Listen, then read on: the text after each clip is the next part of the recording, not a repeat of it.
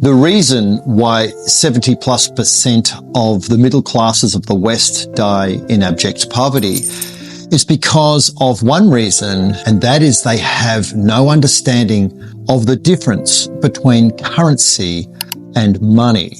Currency is printed en masse and at will by a cartel known as a central bank.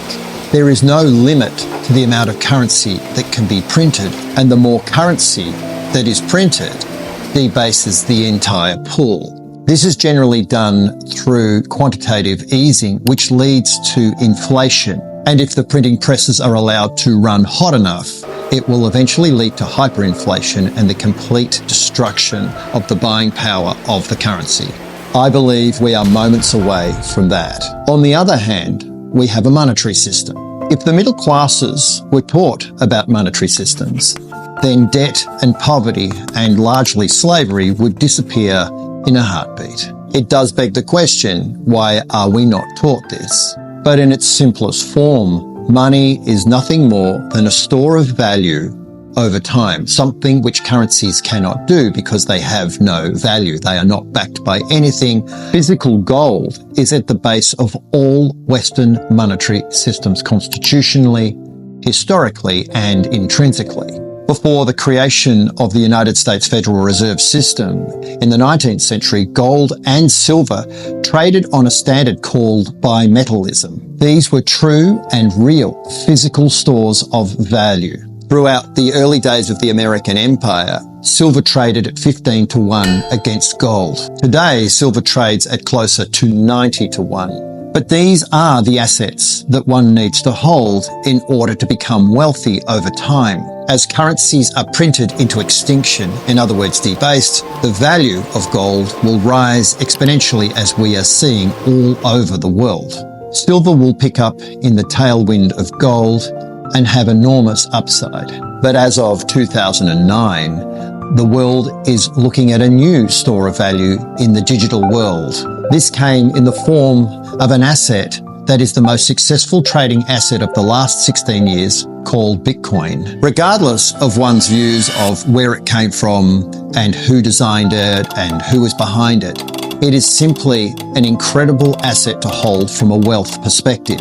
In Australia, if you look at currency, you can put your cash in a commercial bank at 5% interest at best. The problem is that same currency is debased through quantitative easing and currency printing by up to 12%. That puts you in a negative 7% position. This is exactly why my company at Beat the Reset advocates for a position in physical gold, physical silver, which is the number one most devalued monetary asset on the planet, bar none, and of course, Bitcoin. Of course, there are other assets in the digital trading space, assets that can be taken from the RWA, Real World Asset Classification, digital assets that come from layer ones, which are largely blockchain.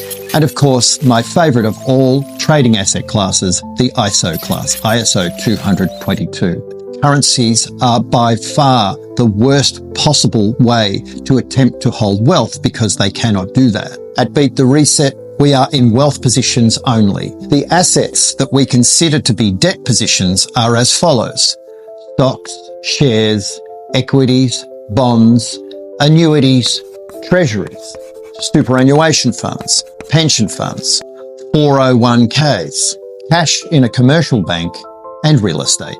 These are all debt-based positions because their value is derived from a promissory debt note, generally on a supply-demand curve. Transitioning into monetary assets is clever for a number of reasons. You will not only store value over time, but you will also be able to pass your assets dynastically on to your children and your grandchildren. They are also decentralized away from governments and centralized control.